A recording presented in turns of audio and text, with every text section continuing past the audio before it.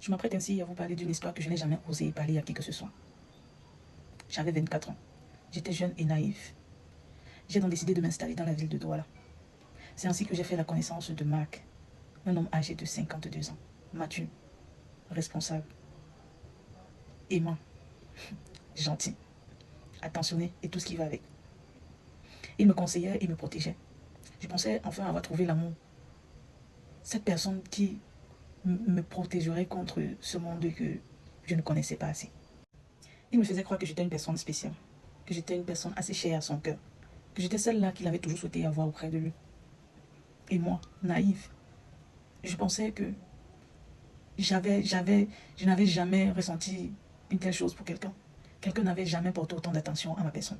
Je regrettais d'avoir eu à sortir avec une personne de mon âge.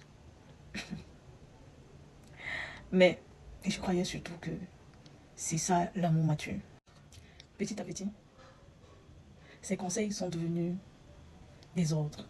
Sa gentillesse, un piège, ses cadeaux, des chaînes invisibles. Il me surveillait, il décidait de mes vêtements, il me critiquait, il critiquait mes amis, mes fréquentations, il contrôlait mes projets, il me rappelait à tout bout tout ce qu'il a fait pour moi. Et quand je me suis rendu compte que ça devenait toxique, j'ai voulu quitter la relation. Il m'a fait savoir que je ne serais jamais rien sans lui. Le plus douloureux, découvrir que je n'étais ni la première ni la dernière, mais une de plus dans sa collection de naïfs. Aujourd'hui, je sais que ce n'était pas de l'amour, mais plutôt une dépendance déguisée en relation. Si tu entends ça, rappelle-toi, un homme plus âgé n'est pas toujours synonyme de maturité. Parfois, c'est juste avoir beaucoup d'expérience dans la manipulation. Aimer n'est pas sauver. Conseiller n'est pas contrôler. On réfléchit bien, ma chère. J'ai cru qu'il m'aimait jusqu'à ce que je comprenne que j'étais juste une proie. Il avait 52 ans et moi 24 ans. Je pensais y avoir trouvé l'homme idéal. Quand un homme plus âgé te couvre d'attention, de cadeaux et tout ce qui va avec, méfie-toi. Ce n'est pas toujours de l'amour. J'ai confondu contrôle et protection. Ça m'a brisé.